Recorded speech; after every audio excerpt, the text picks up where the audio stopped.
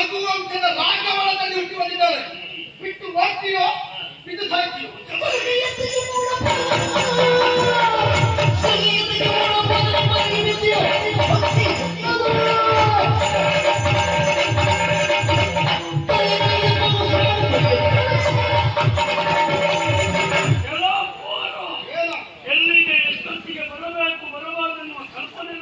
ನಾನು ಸರಿ ಗೊತ್ತಿದ್ದೇ ಬಂದವ.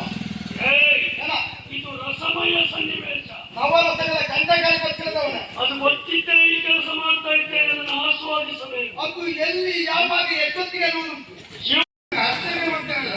ಮೂಸಿ ಮೂಸಿ ಹೀಗಾಗ್ಬೇಕು. ಮೂಸಿದ್ರೆ ಹೇಗೆ ಆಗ್ತದಂತ ನಿನ್ನ ಅನುಭವ ಉಂಟು. ನಿನ್ನ ಅನುಭವಕ್ಕೆ ಆಗವನ ತೆರದಿ ಬರ್ತಿ ಅಂತ ಪ್ರತಿಸ್ಪರ್ಧಿ ರಾವಣನ ತೆರದಿ ನಾನು ಬರ್ತೇನೆ. ನಿನ್ನ ಜೀವನ ಗೊತ್ತಾಗ್ತದೆ. ಏನು ನೀನು ರಾವಣ ಅಲ್ಲ, ಅವನು ತಮ್ಮ ಕುಂಭಕರ್ಣ.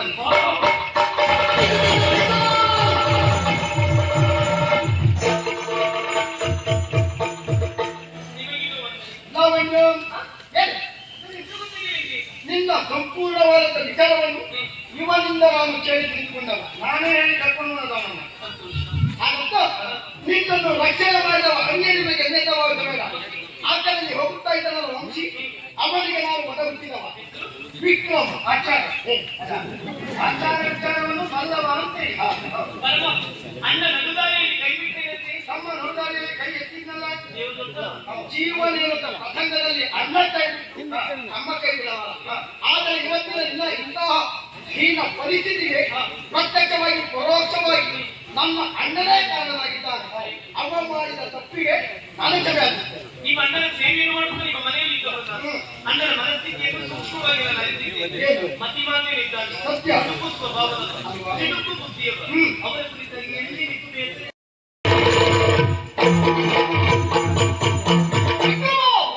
ವಿದ್ಯಾಭ್ಯಾಸಕ್ಕೆ ಗುರುಮಠಕ್ಕೆ ಹೋದವನು ವಿದ್ಯೆಯನ್ನು ಆರ್ಜಿಸಿಕೊಂಡು ನಾನು ಅರಮನೆಗೆ ಬರುವುದು ಬಿಟ್ಟು ಕೆಟ್ಟವರ ಸಹವಾಸ ಮಾಡುವುದಕ್ಕೆ ಯಾಕೆ ಹೊರಟಿಯ? ನಕಾದದ್ದು ಇವುಡೆಲ್ಲ ಸಿಕ್ಕಿದ್ದು ನನಗೆ. ಯಾಕೆ ಕಳೆತಂದವರೆಗೆ ಅವರು ಈ ಮನೆಯಲ್ಲಿ ಎದುರುಕೂಡುದು ಎಂಬ ಕಾರಣಕ್ಕೆ ಬೇಕಾಗಿ ನಾನೇ ಮನೆಗೆ ಹೊರ ಕಳಿಸಿದವರಿದ್ದಾರೆ. ಕರ್ಕೊಂಡು ಮನೆಗೆ ಯಾರು ಹೇಳ್ತು? ಈ ಮನೆಯಲ್ಲಿ ನನ್ನ ಮನಸ್ಸಿಗೆ ನೋವಾಗುವಂತೆ ಕೆಲಸವಾಗಲಿ, ನನ್ನ ಮನಸ್ಸಿಗೆ ಇಷ್ಟವಾಗಿರುತ್ತ ಕೆಲಸವಾಗಲಿ ಯಾರು ಮಾಡಕೂಡದು, ವ್ಯವಹರಿಸಕೂಡದು. ಪರಿಣಾಮ ಏನು ಕೇಳು? ನನ್ನಲ್ಲಿ ವಿರೋಧ ಕಟ್ಟಿಕೊಳ್ಬೇಕಾಗ್ತದೆ. ನೀ ಮಾಡಿದ ಕೆಲಸ ಅಂತಹದ್ದೇ. ನನ್ನ ನಿನ್ನ ಸಂಬಂಧ ಇವತ್ತಿಗೆ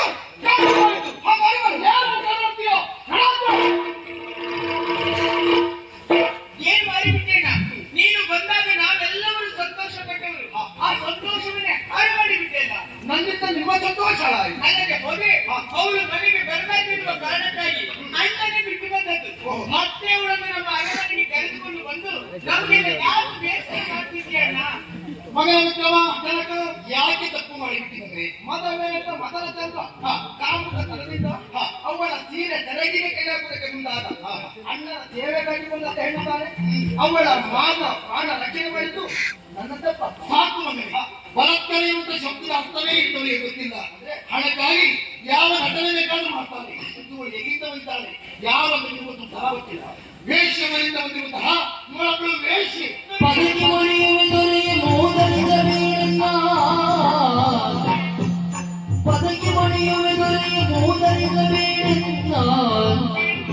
ಅಧಿಪದೆಯ ಧರ್ಮಗಳ ಬಲ್ಲೆ ನಾನು, ಅಧಿಪದೆಯ ಧರ್ಮಗಳ ಬಲ್ಲೆ ನಾನು. ವಿಧಿಯಾದ ಸುಳಿಯಲ್ಲಿ ಸಿಲುಕಿದ ಬಲೆಯರನ್ನ, ವಿಧಿಯಾದ ಸುಳಿಯಲ್ಲಿ ಸಿಲುಕಿದ ಬಲೆಯರನ್ನು ಬದಲಾಗಿ ಕರೆಯದಿರು ವೇಶ್ಯೆಯನ್ನು.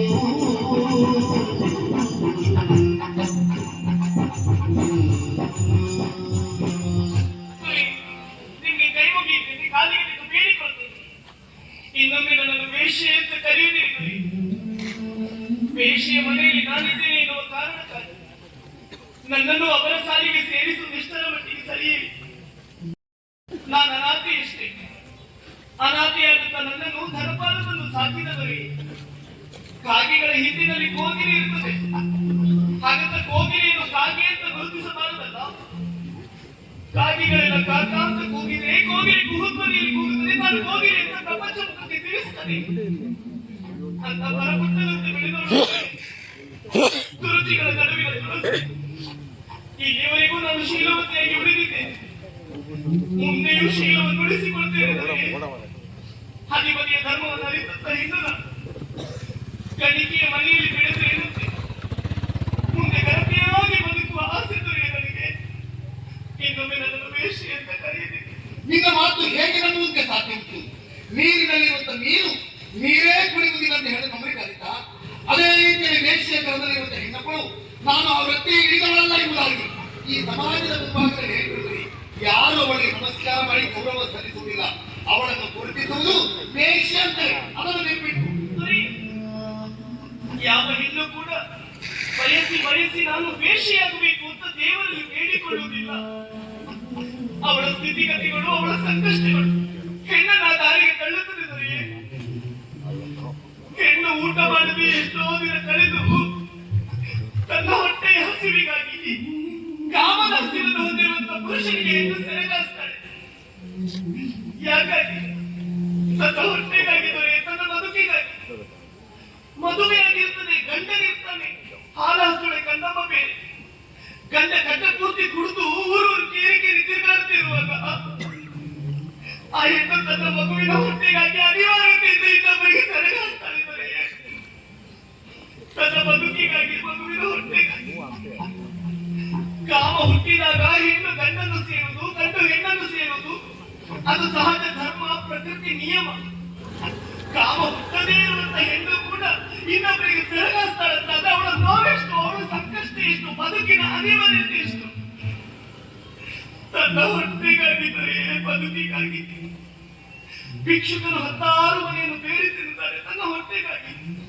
ಹೆಣವನ್ನು ತೆವಳುತ್ತಾ ಮುಂದೆ ಸಾಗುತ್ತಾರೆ ತನ್ನ ಹೊಟ್ಟೆಗಾಗಿ. ಪ್ರಪಂಚದಲ್ಲಿ ಎಲ್ಲರೂ ದುಡಿಯುವುದು ಹೊಟ್ಟೆಗಾಗಿ ದೊರೆಯೇ. ದುಡಿಯುವ ಮಾರ್ಗಗಳಷ್ಟೇ ಬೇರೆ ಬೇರೆ. ವೇಶ್ಯೆ ಮನೆಯಲ್ಲಿರುವಂತ ಹೆಣ್ಣಿಗೂ ನೋವಿರುತ್ತದೆ, ಅಪಮಾನಗಳು ಇರುತ್ತದೆ. ಆ ಹೆಣ್ಣನ್ನು ತಾತ್ಸಾರ ಮಾಡಬೇಡಿದರೆ ಕೈ ಮುಗಿಯುತ್ತೇನೆ. ಏನ್ ಮರ್ಯಾದೆ ಬಿಟ್ಟವಳೆ, ಸಾಕು ನಿಮಿಷ ನಿನ್ನ ಕಣ್ಣೀರು. ನೀನ್ ಎಷ್ಟೇ ಕಣ್ಣೀರು ಹಾಕಿದ್ರೆ ಇಲ್ಲಿ ನಿನ್ನನ್ನು ಕೇಳುವವರು ಯಾರು ಇಲ್ಲ. ಮೊಸಳ ಕಣ್ಣೀರು ಹಾಕಿದ್ರೆ ಅಪ್ಪನ ಮನಸ್ಸು ಕರುತ್ತದೆ. ನೀನು ಒಳ್ಳೆಯವಳಾಗಿ ನನಗೆ ಭಾವಿಸಿಕೊಂಡಿದ್ದೀಯಾ? ಅಪ್ಪ, ಸ್ವಲ್ಪ ಹೊತ್ತು ನಾವೆಲ್ಲೇ ನಿಂತ್ಕೊಂಡ್ರೆ ಅದೇ ರೀತಿ ಕಣ್ಣೀರು ಹಾಕಿ ನಿಮ್ಮ ತಲೆ ಹಾಳು ಮಾಡ್ತಾರೆ. ಅವ್ರ ಮುಖ ನೋಡ್ಬಾರ್ದಪ್ಪ. ಒಳ್ಳೆ ಮುಖ ಬನ್ನಿ. ಮರುವಲೇತಕ್ಕೆ ನೀರಜ ಹೆಣ್ಣು ಮಕ್ಕಳಿಗೆ ಈ ರೀತಿಯಲ್ಲಿ ತುಚ್ಛೀಕರಣದ ಭಾವನೆ ಮಾತುಗಳನ್ನು ಕೇಳುವಾಗ ಸಹಿಸಿಕೊಳ್ಳಲಿಕ್ಕೆ ಬಹಳ ಕಷ್ಟವಾಗ್ತದೆ.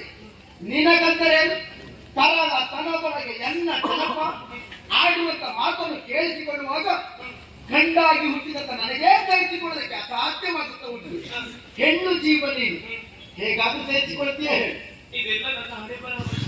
ಹೆಣ್ಣಾಗಿ ಹುಟ್ಟಿದಂತ ನನ್ನ ತಂಗಿಗೆ ಹೆಣ್ಣಾದ ನಿನ್ನ ಮನಸ್ಥಿತಿ ಅಂತದ್ದು, ನಿನ್ನ ಪರಿಸ್ಥಿತಿ ಅಂತದ್ದಾಗಿ ಅರ್ಥ ಮಾಡಿಕೊಳ್ಳುವಲ್ಲಿ ಅಸಾಧ್ಯವಾಗಿ ಹೋಯಿತು.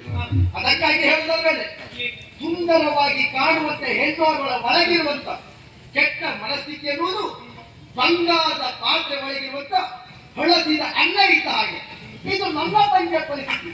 ನಿನಗಂದರೇನೆ ರಾವಣನ ಲಂಕೆಯನ್ನು ಪ್ರವೇಶ ಮಾಡಿ ಹಿಂತಿರುಗಿ ಬಂದಂತ ಜನಕ ಜಾತ ಎನಿಸಿಕೊಳ್ಳುತ್ತ ಸೀತಾಮಾತೆಯನ್ನು ಕೂಡ ಕೆಟ್ಟ ದೃಷ್ಟಿಯಿಂದ ಕಂಡಂತ ಕೆಟ್ಟ ಪ್ರಪಂಚವೇನಿದೆ. ನಿನ್ನ ಹೃದಯ ಪರಿಶುದ್ಧವಾಗಿದ್ದರೆ ಇನ್ನೊಬ್ಬರ ಶಾಪ ಕೂಡ ನಿನ್ನ ಬದುಕಿನಲ್ಲಿ ವರವಾಗಿ ಪ್ರಾಪ್ತವಾಗುತ್ತದೆ. ಯಾರಿಗಿಂತ ತಾನು ನಿನ್ನ ಬದುಕಿಗೆ ರಕ್ಷಣೆ ಕವಚವಾಗಿ ಅಷ್ಟೇ ಅಲ್ಲ, ನಿನ್ನ ಆಸೆಗಳಿಗೆ ಪೂರಕವಾಗಿ ಪ್ರೇರಕವಾಗಿ ನಾನಿದ್ದೇನೆ.